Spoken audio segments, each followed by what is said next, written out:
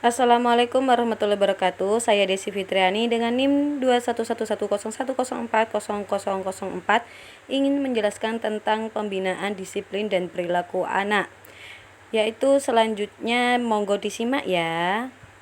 Pengertian disiplin menurut John Weissentrock mendefinisikan disiplin sebagai kemampuan siswa untuk mengontrol perilaku mereka sendiri agar sesuai dengan aturan yang ditetapkan dalam lingkungan pembelajaran. Disiplin dalam pembelajaran di kelas mengacu pada kondisi di mana siswa mampu mengendalikan perilaku mereka secara positif, mengikuti aturan dan berpartisipasi aktif dalam proses pembelajaran. Disiplin di kelas tidak hanya mengenai ketaatan terhadap peraturan, tetapi juga mencakup aspek-aspek seperti fokus, kerjasama dan penghormatan terhadap guru dan teman kelas. Untuk selanjutnya, pentingnya disiplin dan perilaku anak. Kemampuan anak untuk menyesuaikan diri dengan lingkungannya merupakan modal dasar yang sangat penting bagi kehidupan yang sukses di masa depan. Berkaitan dengan hal ini, peran guru membantu anak menyesuaikan diri dengan lingkungannya sehingga anak berasa bahagia dan mampu menerima dirinya. Berikut ini adalah beberapa alasan mengapa pembinaan disiplin dan perilaku anak sangatlah penting. 1. Membantu anak memahami batasan dan aturan. Dengan pembinaan disiplin, anak akan belajar mengenali batasan dan aturan yang ada dalam kehidupan sehari-hari. Hal ini akan membantu belajar mengerti apa yang boleh dan tidak boleh dilakukan.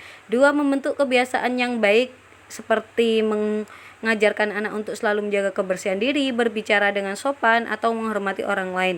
Yang ketiga, meningkatkan kemandirian. Dengan pembinaan disiplin dan tepat, anak untuk belajar menjadi mandiri dan bertanggung jawab atas tindakan mereka sendiri. Mereka akan belajar mengambil keputusan yang baik dan menghadapi konsekuensi dari tindakan mereka. Inilah beberapa poin penting dalam disiplin dan perilaku anak. Adapun teknik pembinaan dan penerapan disiplin kelas itu ada 3 menurut Wilyani. Yang pertama, teknik eksternal, yaitu merupakan teknik yang didasari oleh di luar peserta didik. Yang kedua, teknik internal, yaitu mengusahakan agar peserta didik untuk melakukannya sendiri.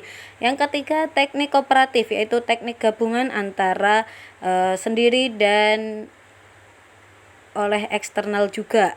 Selanjutnya ada pemeliharaan dan peningkatan disiplin anak, yang ada beberapa tingkatan yang dapat ditempuh oleh guru sebagai manajer kelas sebagai berikut.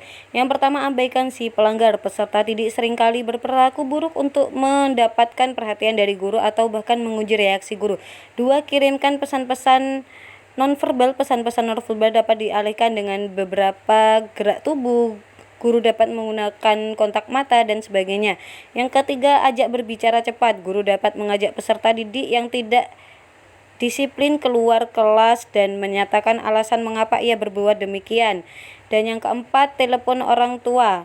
Dan yang kelima, pindahkan pelaku tempat yang dapat digunakan untuk memindahkannya, seperti ruang konseling. Untuk selanjutnya, penerapan hukuman dan hadiah. Reward merupakan pemberian berupa sesuatu kepada individu ataupun kelompok sebagai salah satu apresiasi atau penghargaan atas pencapaian yang mereka dapatkan.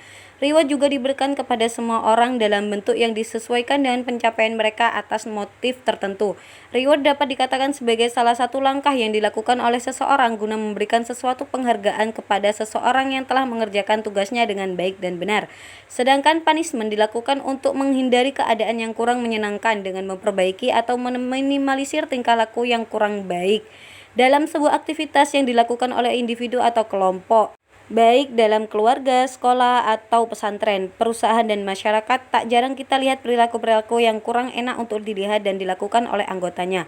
Oleh karena itu, dengan adanya perilaku yang disertai punishment, maka perilaku tersebut negatif. Untuk yang terakhir, yaitu tujuan penerapan hadiah dan hukuman. Terdapat beberapa tujuan pemberian reward, antara lain, reward diberikan agar mampu menarik perhatian seseorang untuk menjadi anggota organisasi yang berkualitas, untuk mempertahankan perilaku baik seseorang dengan segala macam strategi. Sistem reward yang baik akan memberikan bahkan meningkatkan motivasi seseorang dalam berkreativitas, memberikan pembiasaan kepada seseorang untuk terus berbuat baik secara berkelanjutan. Sedangkan tujuan dari punishment atau hukuman, baik itu jangka panjang atau jangka pendek, ialah sebagaimana berikut.